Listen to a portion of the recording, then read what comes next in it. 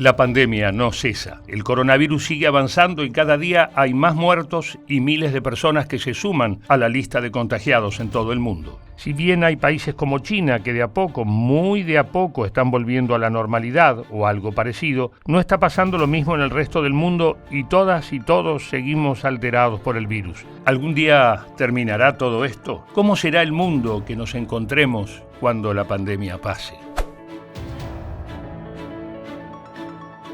Antes que nada tenemos que preguntarnos, cuando se levanten las cuarentenas, restricciones y retomemos nuestra vida, ¿cómo será, no? ¿Qué significa volver a la normalidad? ¿El mundo habrá cambiado y nosotros también o no? Como venimos contando, el coronavirus ha llevado a que muchísimos países tomaran medidas drásticas para intentar contener su avance, como por ejemplo la cuarentena obligatoria y el aislamiento social. Esto obviamente supone que la gente se quede en su casa y que por ende no vaya a trabajar, y que los mercados cierren, que la producción baje, que los dueños de las pymes y monotributistas no puedan generar dinero y ya lo saben. En otras palabras, un problema importantísimo para la economía de cada país. Pero la propagación del coronavirus generó una situación de excepción en la que fue y es necesario poner por encima de todo el bienestar general y la salud. O no, depende de quién lo mire. En el informe anterior ya hablamos de este falso dilema entre salud o economía. Pero bueno, como muchos siguen hablando de la economía y mantienen vivo este supuesto debate, vamos a hablar de economía. La rápida propagación del coronavirus a nivel mundial está generando pánico en los mercados financieros, fuga de capitales, devaluación de las monedas y una creciente amenaza de depresión global. No, es terrible, es terrible. La Conferencia de las Naciones Unidas para el Comercio y el Desarrollo realizó un análisis sobre la situación actual y dijo que la duración y la profundidad de la crisis económica provocada por la pandemia del COVID-19 dependerán de tres factores: la velocidad de la propagación del virus y a cuántas personas afecte, cuánto tiempo pase antes de que se encuentre una vacuna y si las medidas de los gobiernos logran realmente mitigar el daño. Y empezó el efecto dominó. ¿A qué me refiero? Bien, en un principio la noticia del brote de un virus desconocido en un mercado chino parecía un problema circunscrito a un grupo reducido de personas que vivían en la zona y frecuentaban un mercado, pero a las pocas semanas empezamos a ver las cifras alarmantes de enfermos y muertos en la zona. Prontito nos enteramos de que el epicentro de la epidemia, la provincia de Hubei y en particular su capital, Wuhan, es un centro industrial clave para la economía global. Con la cuarentena en Wuhan se dejaron de fabricar piezas de autos, computadoras, celulares, etc., que proveen a las manufactureras más grandes del mundo. Ups, como quien no quiere la cosa, se rompió la cadena de producción global y ahí arrancamos. Oh, shit. Here we go again. Inmediatamente esta situación tocó a las aerolíneas. Los aviones trasladan el virus por el planeta, sí. Los pasajeros cancelaron sus viajes, los gobiernos comenzaron a restringir los vuelos. Junto a los aviones se detuvo casi toda la industria turística, por supuesto, desde los cruceros hasta los hoteles. Se perdieron cientos de miles de puestos de trabajo y las playas paradisíacas se convirtieron en desiertos. Obviamente, esto repercutió negativamente en las bolsas de todo el mundo. Wall Street vivió un lunes negro, un martes, un miércoles y un jueves más negros que el lunes. En medio de esta crisis, Arabia Saudita y Rusia no lograron ponerse de acuerdo en torno a una baja de la producción para estabilizar el precio del petróleo y los sauditas lanzaron una guerra de precios que dejó el barril de crudo cerca de los $30. Así es como en menos de 3 meses la economía se vino a pique. En una conferencia de prensa virtual junto a la Organización Mundial de la Salud, la directora del fondo, Kristalina Georgieva, declaró que nunca en la historia del Fondo Monetario Internacional habían visto que la economía mundial se haya detenido así y que la situación es mucho peor que la crisis financiera global de 2008-2009. Definió el momento como la hora más oscura de la humanidad y una gran amenaza al mundo entero, y requiere que estemos unidos y protejamos a los más vulnerables. Si todos cumplen con su deber, si nada se descuida y se toman las mejores previsiones como ya se están tomando, demostraremos una vez más ser capaces de defender nuestra nación. El fondo pidió a los bancos centrales de los países desarrollados que apoyen a los países y mercados emergentes que enfrentan necesidades significativas. En la misma conferencia de prensa, y ante la presión por aliviar cuarentenas y distanciamiento social, se advirtió que los países que relajen medidas prematuramente se arriesgan a que el impacto económico de la pandemia sea aún más grave y prolongado. En otras palabras, si pisamos el acelerador a fondo para frenar el virus, ahora no pisemos el freno, porque el que va a acelerar y con todo es el contagio del virus.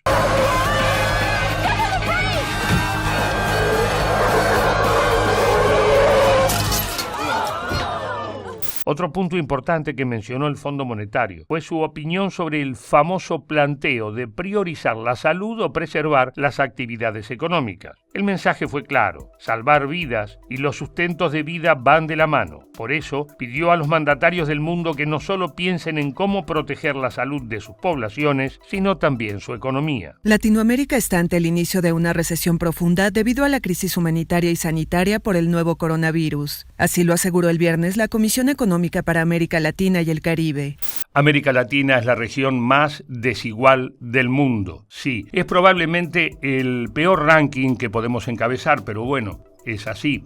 La brecha entre los más ricos y los más pobres es la más grande del planeta. Y por ello una crisis global, como la desencadenada por esta pandemia, nos afecta no solo en el presente con los enfermos y las víctimas fatales que cada país está sufriendo, las consecuencias las seguiremos sufriendo seguramente en el futuro. Nuestra región está destinada a ser una de las más golpeadas y con pronósticos para nada alentadores. En el primer video que hicimos sobre el coronavirus hablamos de los efectos económicos, de la caída de las bolsas de comercio y del derrumbe del precio del petróleo. China, como dijimos en su momento, es el mayor importador de petróleo del universo. Si el gigante asiático se frena, el mundo se frena. Y Latinoamérica probablemente frene también, pero además choque. ¡Qué terrible desperdicio! Desde hace semanas se habla del Corona Crash. Se calcula que las principales bolsas del mundo tuvieron pérdidas de entre el 20 y el 40%. Por ahora es imposible calcular en números, o sea, en dólares, cuánto está costando la crisis. En 2019, según la CEPAL, América Latina creció solo un 0,1% y para este año se esperaba un crecimiento del 1,3%. Pero el virus lo infectó todo y las estimaciones actuales anticipan que la caída del PBI regional de casi el 2% y un aumento del desempleo de un 10%. ¿Los porcentajes no te alcanzan? Digámoslo en persona, si estos cálculos se materializan en nuestra región, pasaremos de tener 185 millones de pobres a unos 220 millones y llegaríamos a tener unos 90 millones de indigentes. Las crisis económicas son complejas y hay un montón de variables para analizar, pero los costos, básicamente, los paga la gente. Más pobres, más hambre. La Conferencia de las Naciones Unidas sobre Comercio y Desarrollo dice que América Latina está bajo amenaza. El impacto en América Latina vendrá por distintos frentes. Por un lado, se espera que la crisis disminuya la actividad económica en general y a nivel global. Entonces, habrá menos posibilidad para la exportación de nuestros productos y menos importaciones.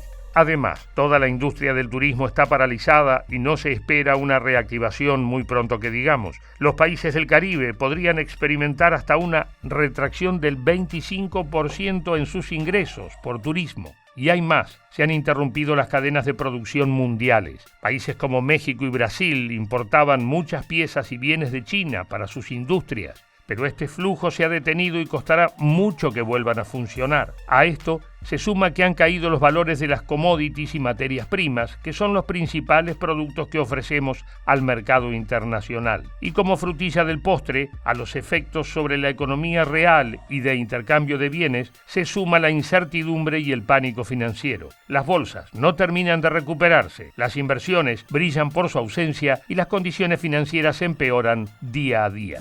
Quisiera buenas noticias. No importa un carajo, tómatela, te dije.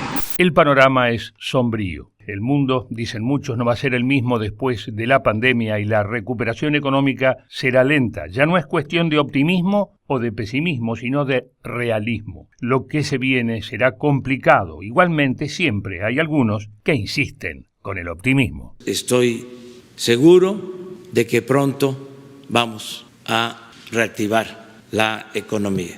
Es raro esto de López Obrador. Si bien México estaba en una situación relativamente más estable que otros países de la región, es uno de los países que se cree más sufrirá el impacto de la pandemia. Gran parte de su economía depende de su vínculo comercial con los Estados Unidos, producción de petróleo y del sector turístico. Todo indica que su vecino del norte cerrará su economía. El valor del crudo está en niveles muy bajos y el turismo estará paralizado por unos meses más. Queridos compatriotas, muy buenas noches. No tengo un mensaje fácil para ustedes esta noche, pero sí tengo un mensaje de fe y esperanza.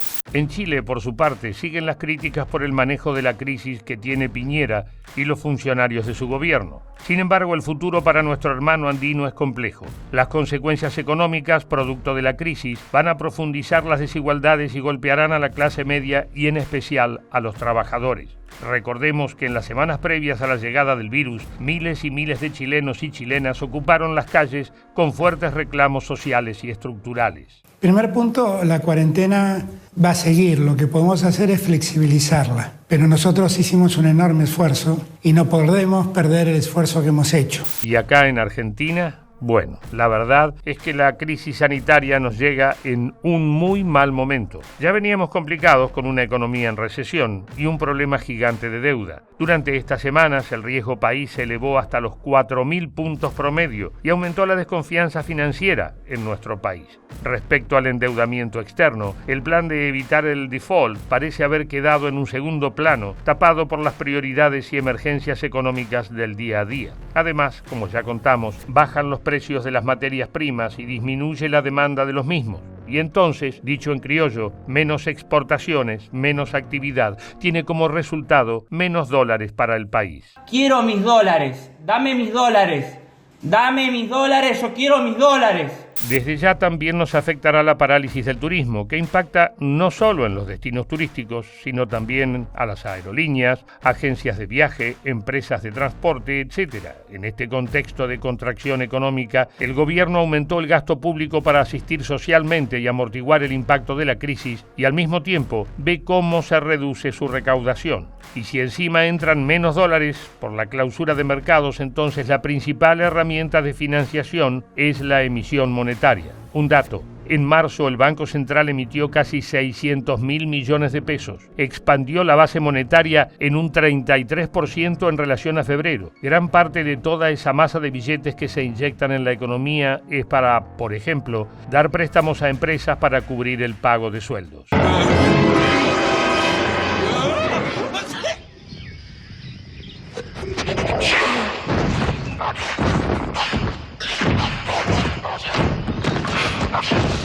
Esto se va a poner feo. Ya hay voces críticas que afirman que medidas como las que se tomaron se traducen necesariamente en mayor inflación. Y es muy probable que así sea. Pero la situación es crítica y la economía está paralizada y la perspectiva de la reactivación es todavía lejana.